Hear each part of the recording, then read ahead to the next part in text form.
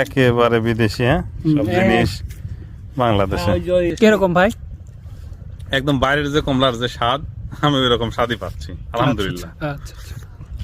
Hello everyone, আসসালামু আলাইকুম। আশা করি অনেক অনেক ভালো আছেন। আজকে আমরা যাচ্ছি আলমডাঙ্গা চুয়াডাঙ্গার উদ্দেশ্যে। বিসমিল্লাহ নার্সারি এবং ফলের ভান্ডার, যেটা কিনা বিখ্যাত এবং ইতিমধ্যে খুবই ভাইরাল, ঠিক সেইখানে চারা সংগ্রহের জন্য। আর ওইখানে মূল উদ্দেশ্য হচ্ছে বিভিন্ন ধরনের চারা, যেমন ভাইরাল কমলা, মাল্টা, বিভিন্ন জাতের যেগুলো বিদেশি ফল রয়েছে এখানে খুবই পরিমাণ ভালো হচ্ছে, ঠিক সেই ফলের চারাগুলা সংগ্রহের জন্য আজকে যাচ্ছি। আর এই মুহূর্তে ঠিক দেখতে পাচ্ছেন টেবুনিয়া বাজারে রয়েছি আমরা, এবং রাস্তার মাঝখান দিয়ে যে রেলিং, কিছুক্ষণের মধ্যে আমরা পৌঁছে গেলাম লালন শাহ সেতুতে। আর এই লালন শাহ সেতু পার হলেই কিন্তু কুষ্টিয়ার এরিয়ার মধ্যে পড়বে। আর আমরা কিন্তু ভেড়ামারা, মিরপুর, তারপরে আলমডাঙ্গা হয়ে চুয়াডাঙ্গা যাব।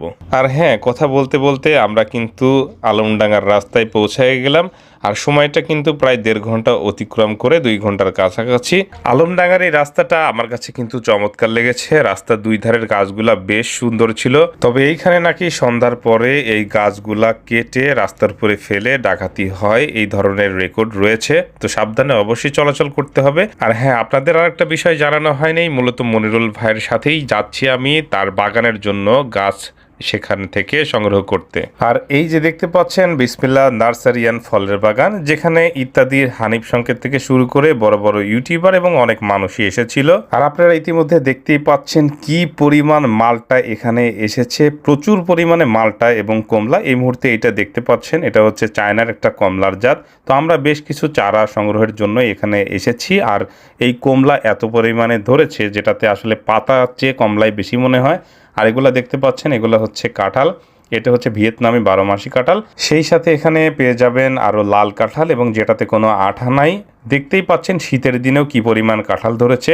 আর এগুলো হচ্ছে কমলা, এবং সেই সাথে এই বাগানে রয়েছে প্রচুর পরিমাণে মালটা এবং কমলার যে এতগুলা জাত আছে, যে আপনি এখানে না আসলে কখনোই বুঝতে পারবেন না।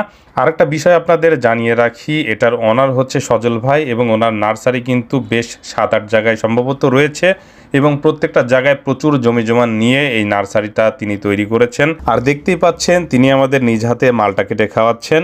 আর এই মালটার টেস্ট এতটাই ভালো ছিল, কোনোভাবেই আপনি বুঝতে পারবেন না যে এটা দেশি মালটা। টেস্টটা একেবারেই বিদেশি মালটার চেয়েও আমি বলবো ভালো ছিল। যাই হোক, সবশেষে সজল ভাইয়ের পরামর্শ নিয়ে তার যেখানে চারা উৎপাদন করা হয় সেইখানে আবার আমরা চলে আসলাম চারা নিতে, এবং এইখানে এসে কমলা, মালটা সহ বিভিন্ন ধরনের পেয়ারা জাত ইত্যাদি নেওয়া হয়েছে, এবং এই জাতগুলার বেশ কিছু ভেরিয়েন্ট কিন্তু আমরা কালেকশন করেছি এইখান থেকে। আর একটা ব্যাপার আপনাকে জানিয়ে রাখা ভালো, এইখানে কিন্তু চারার দাম আমার কাছে